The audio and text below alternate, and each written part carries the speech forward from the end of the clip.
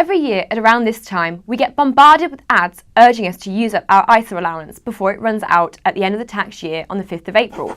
But what does this mean, and what is an ISA?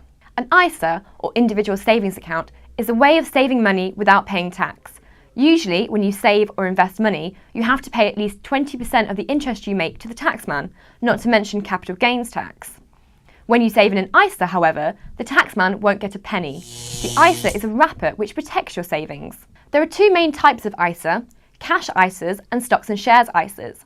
Cash ISAs work in exactly the same way as any other savings accounts do.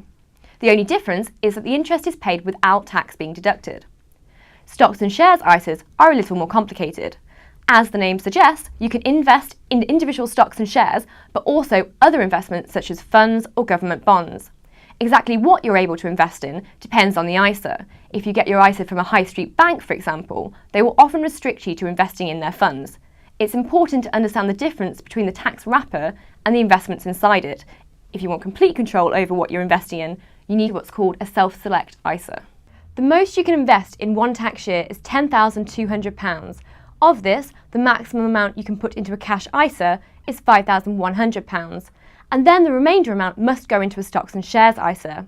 You can, however, choose to place the whole £10,200 into a stocks and shares ISA.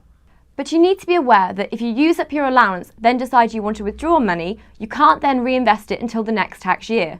For example, if you put £5,100 into a cash ISA, then withdraw £2,000, your allowance remains used up even though you've only saved £3,100. In other words, you shouldn't treat your ISA like a bank account. It's designed for long-term savings. As with all good things, there are some rules. Rule number 1, you have to be over 16 to invest in a cash ISA and over 18 to invest in a stocks and shares ISA. Rule number 2, you need to be a UK resident. Rule number 3, you can only invest in one cash ISA and one stocks and shares ISA each year, though with many ISAs you can transfer investments made in previous tax years without using up this year's allowance. If you use up your ISA allowance each year, you can potentially save yourselves tens of thousands of pounds that would otherwise be lost to the taxman.